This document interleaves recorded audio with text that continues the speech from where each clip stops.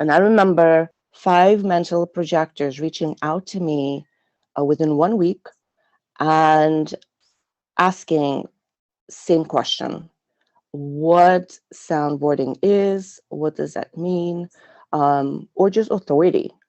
If they didn't say exactly about the soundboarding, they were not sure and they couldn't understand how our authority works. Because back in the day, 12 years ago, there was not too, well, actually, there was no blogs or no websites. It was just pretty much Jovan Archive and Human Design America, and then maybe a couple of others. And so there was a very, very little information other than in authority. So we thought, if I have to talk to everybody, it's just not gonna work. So I started the group without any agenda, any idea where it was gonna go, and just sort of like a third line style. Let's do it and see what happens. No agendas attached, no ideas attached. Just sort of let's roll with it. And so here we are today, 9 years later, and probably about 5 years into it, I noticed that I would get very bitter when there were new people asking to join the group. And I say, notice that I got bitter because at that point, I could really taste and live in that frequency of sweetness where I could notice very clearly when I sort of navigate through everyday life and, regardless of what's happening externally of me, within me, I can recognize the sweetness, right? And it's all the frequency. And then every time I would get, 5, 10 requests to join the group, I would get very bitter. And I noticed it once, I noticed it twice, and I couldn't understand what was going on with me. But because the feeling, the bitterness would not go away every time with new requests, I knew I had to process it, which means I had to talk about it. So I reached out to a couple of projectors, mental projectors, and I just started talking and expressing how I feel, what's going on, how I started the group, the whole process. And first time I talked about it, I couldn't get any clarity what's going on. I tried again a few days later with someone else. And maybe on a third or fourth try, just really again, sharing the same story with someone else, talking about it, I finally said, I started the group because I wanted mental projectors to start talking. And it clicked like 20, lightning bulbs. On Facebook, we do not use our voice. On Facebook, we read, we write, we type, there's no sound. And that's why we can't really experiment and use our authority. And that was my answer. This was my body. This is why my body was bitter. Something wasn't right. Something wasn't working. Once I realized that there was no sound, I, of course, started to kind of ponder and wonder what to do next. Should we have Zoom meetings once a month? Should we do, which I knew was going to be complicated because everybody's on a different time zone, and committing with the open ego and our inconsistency is just one thing about us, that's consistent is inconsistency. So there was no way I was going to sign up for something that I have to be a certain point, certain time, certain place. And that's how a Voxer came up, because I've been using Voxer for many, many years. And I just said, why don't we try Voxer and use Voxer and see how it goes? And I'm sharing this because it's going to take us to a couple of topics from all this.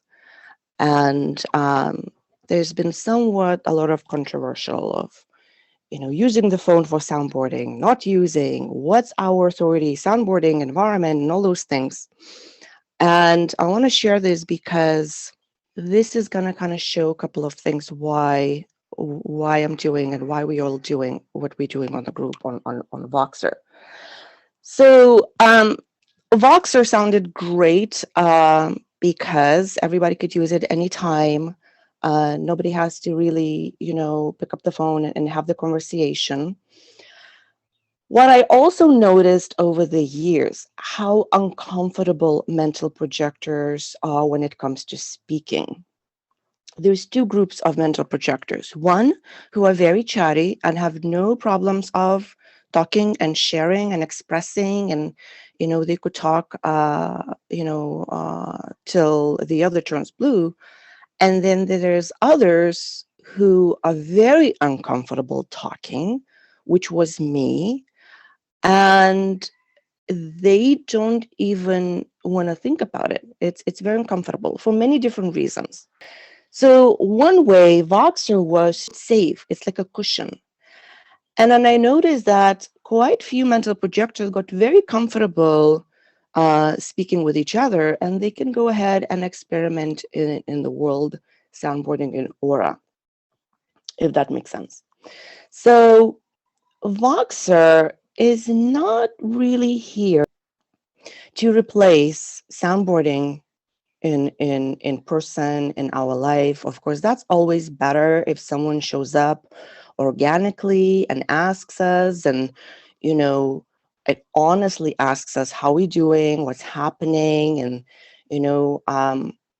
I personally notice that when I'm invited to soundboard with someone or just speak, I mean, a lot of people don't know the soundboarding, what that is in my life, but just genuinely asking, it works much better than me initiating or calling someone. And I actually stopped many years ago because it just didn't work. And that always works much better. But Voxer is there in case nobody shows up and we're going through something and we know we need to speak, or whatever we're trying to maybe speak with others is just not clicking. And then there's us like a safety net to walk us through it.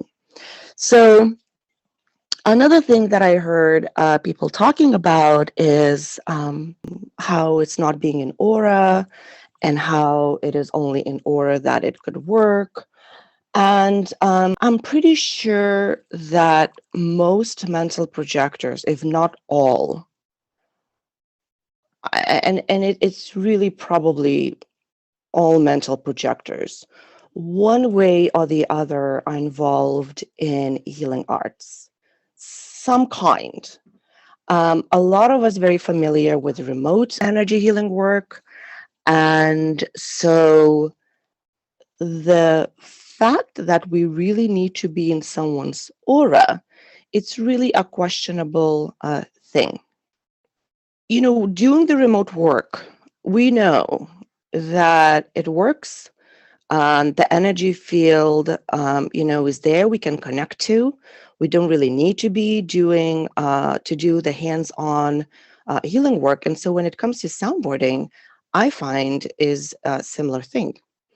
And if anyone, questions it or not sure, I would suggest to talk to manifesting generator on the phone and then talk to projector and see the difference in your body. I've been doing readings for a long time, and surprisingly, there's been a lot of manifesting generators.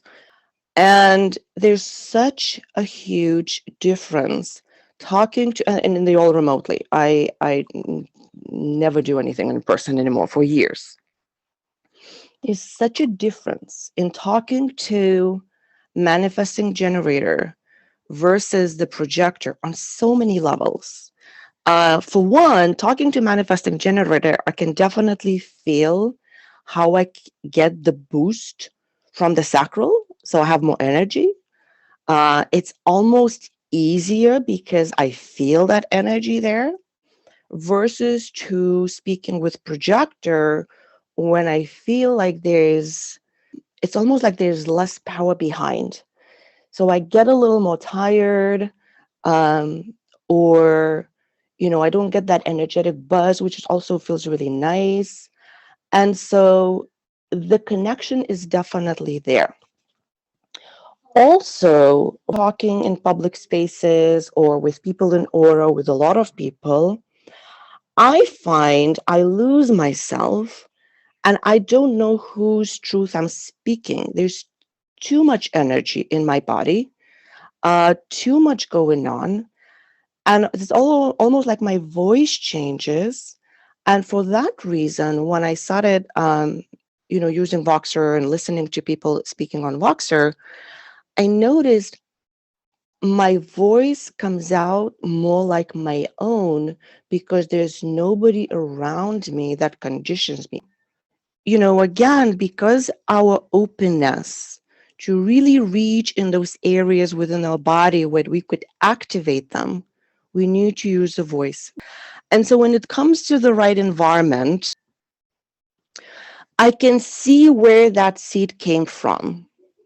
I can see how something was mentioned somewhere about, having this environmental authority, meaning we need someone's aura, which becomes our environment in a way for us to speak.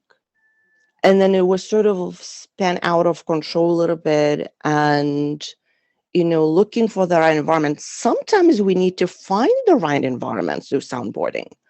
I had to find my environment through soundboarding. In New York, the city that I thought I was going to live to the rest of my life and I thought was the love of my life was actually kind of killing me. I was so bitter. I used to cry every single day, be always burnt out and overwhelmed. And yet somehow I thought I loved it. And so through soundboarding, I had to make the decision to move to the place that I thought I would never go to, and then find the right environment. Also, when it comes to the environment, every living organism needs the right environment. Every single one. Every single human being needs the right environment to thrive. When it comes to human design, every type with open G center are very sensitive to environment and they will need the right environment. So to say that only a mental projector needs the right environment, it always kind of raises my eyebrow thing. Well, then what? A generator who only has two divine centers don't mean the right environment? Everybody does. I also read and seen people talking about how there has to be the right, color of the floor or the right furniture. We keep in mind that we all going to experience through our whole design. The whole design. There's going to be the definition or channel, our sense, our cognition, our, color, our motivation, how we see it. If somebody with the outer vision, of course, it's going to be very important how everything looks. So there's going to be a nuances how it's going to be working very different for each and every one of us. This is why it's called science of differentiation. But the foundation, the technique to get in touch with it is through using our voice. There's nothing wrong with journaling or writing. What I say is that after somebody writes a piece, read it out loud. If it's better if you can read to someone, then you sort of again tapping in into certain areas or certain vibrational nuances that we were not aware and we were not tapping into while we were just writing and reading. Now, what I also noticed that it's not just when we consciously go talk to a friend or pick up the phone and Vox someone to process something, that the truth comes out. Sometimes, and actually very often, in very random conversations just throughout the day, um, suddenly something gets activated within me and it gives some clarity. And again, it's all comes down to being aware of what our mind is saying and also what our body's saying. So it's important to know the language of your body, your motivation. Pay attention to it, when it surfaces, your sense, and really kind of start noticing when the body shifts when you're speaking. For me, it often happens after I finished talking. If I ran to a friend, I had a chat, then I go home and something lingers. I know I shared the story many, many times, but maybe there's some new of you here. Um, this is probably 10 years ago, 11. My cats are 11 years old now. So it had to be about 11. So I was in my first year of my experiment, and I had very young kittens, and I was researching what food to give them. And so, talking to a friend, just asking for advice, I started giving the food that I thought was good. And I ran into my other friend, and she had young kittens. I had young kittens. So here we were, two crazy cat ladies, talking how we're feeding our cats. And then I go home, and no, I didn't think about that chat as soundboarding. We were just talking. And I went home and I noticed that the moment I mentioned the food that I'm giving, and it was giving me this, like something didn't feel right. Now, of course, I could have, looked at it, oh, maybe my friend didn't want to talk about it, or, oh no, why did I say that, and all those things. But something moved me to go online and research again. And when I looked, it turned out that that specific food was called out a week ago because of some kind of ingredient and it was poisoning cats or whatever. And I had no idea. When I looked 2 months prior, it apparently had great reviews and was really good. And now, something happened that it just was a totally different story.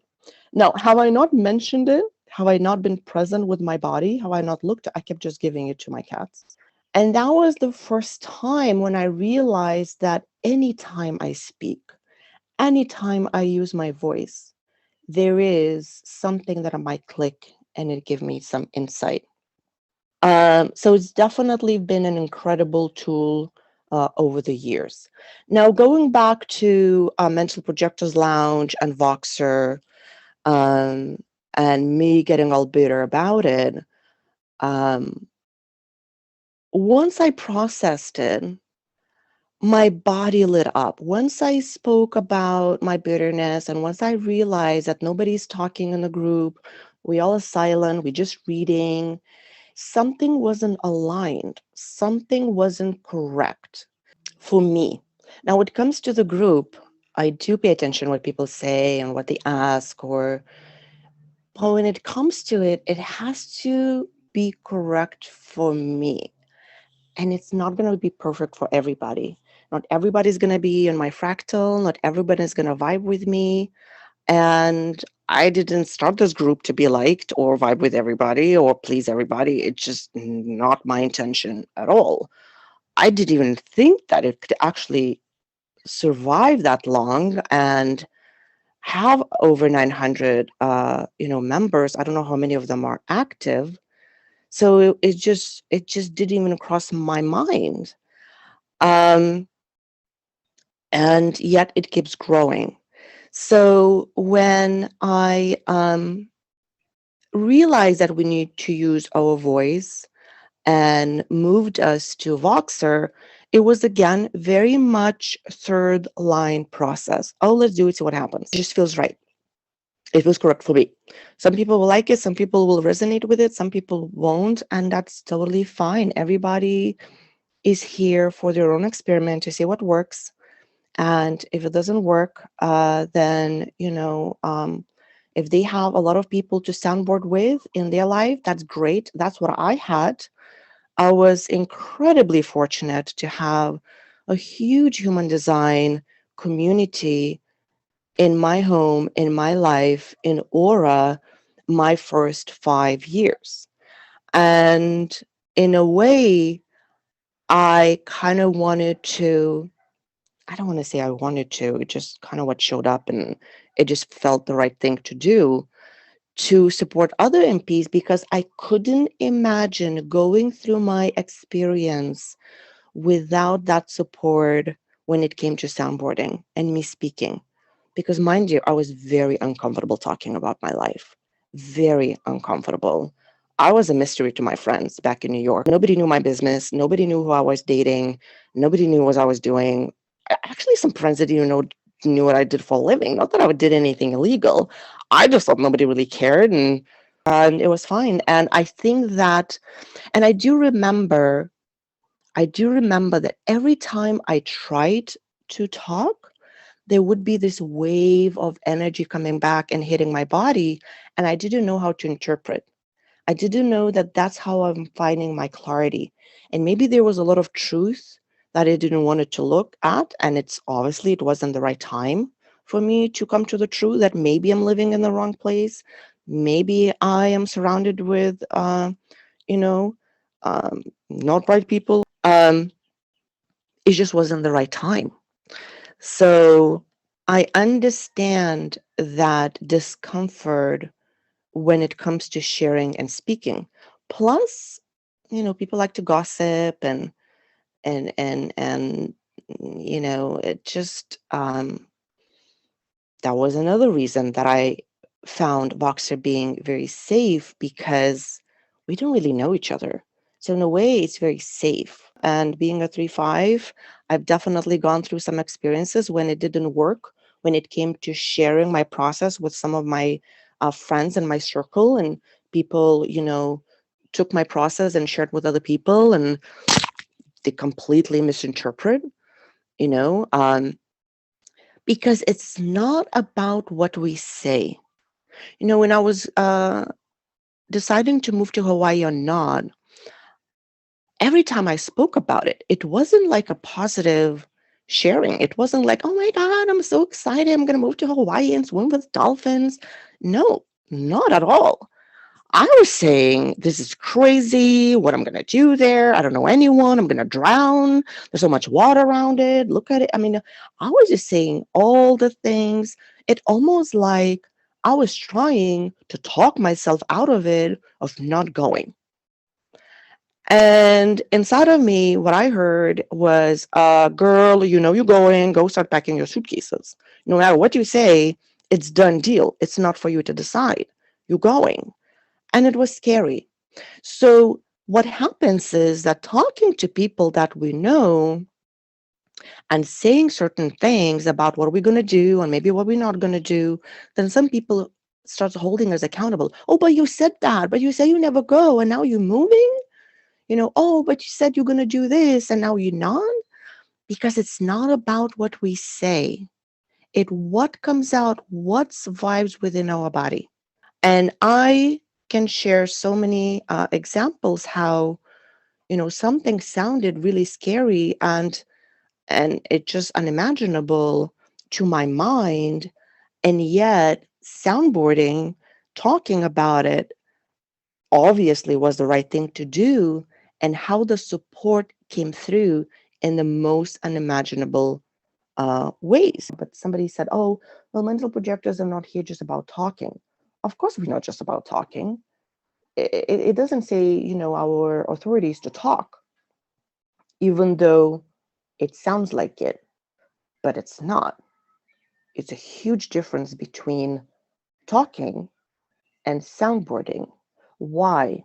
Talking is just talking. I mean, we talk all the time, right? We're just talking. It could be unconscious talk. It could be just venting, right? And clearing some, the build-up energy. Also, projectors see a lot, so sometimes we just kind of want to bitch about some things, what we see, because we see a lot. Soundboarding, the word soundboarding is constructed from two words, sound and board. So we need the other, whether it's in person or over the phone. And as we speak, the sound is the way that travels in space. It bounces off the other's aura and it comes back to us carrying information. That's what the soundboarding is. And the key is for us to be home within our body in order to hear what we're saying. And really not what we're saying, but what our body is saying while we're saying it. It requires conscious talking. That's very different than just talking. And most of the time, when mental projectors say to me, I can't find any clarity, what I notice that there's nothing to be clear about. They're just talking and expressing their frustration and, just sharing some things, what they see or what they feel or what's going on. But there's no invitation. There's nothing to do. There's nothing to be clear on. So just talk about it and move on. And there's nothing to decide about.